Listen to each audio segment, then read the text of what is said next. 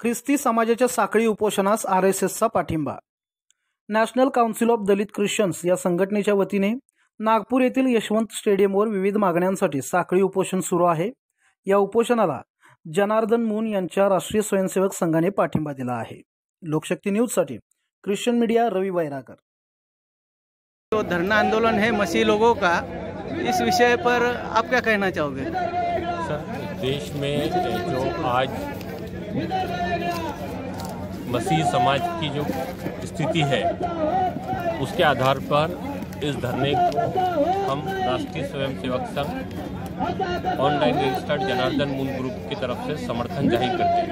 अच्छा, आज इस राज्य में या देश में क्रिश्चियन समाज दूसरी सबसे बड़ी जनसंख्या के रूप में स्थापित है, जिसमें मुस्लिम समाज के बाद में सबसे बड़ा जनसंख्या वाला जो समूह है वो मसीह समाज है।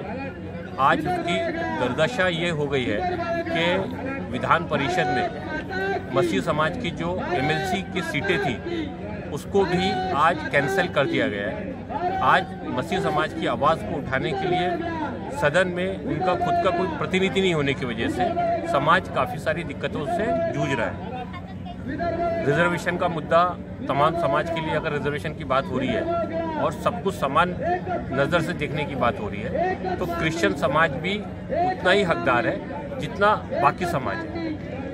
क्रिश्चियन समाज को भी MPSC UPSC की जो रिजर्वेशन कैटेगरीज है उसमें रिजर्वेशन मिलना चाहिए।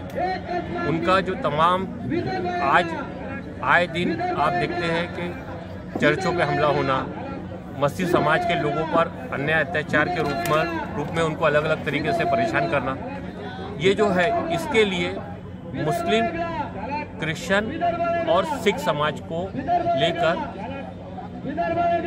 एट्रोसिटी एक्ट के तहत जो कानून है उस तरह का कानून क्रिश्चियन समाज के लिए भी लागू इस देश में होना चाहिए कि यदि धार्मिक रूप से उन पर किसी भी प्रकार का अत्याचार होता है तो क्रिश्चियन समाज को भी वही सुविधा मिलना चाहिए जिस तरह से दलित समाज को एट्रोसिटी एक्ट के तहत दी गई है।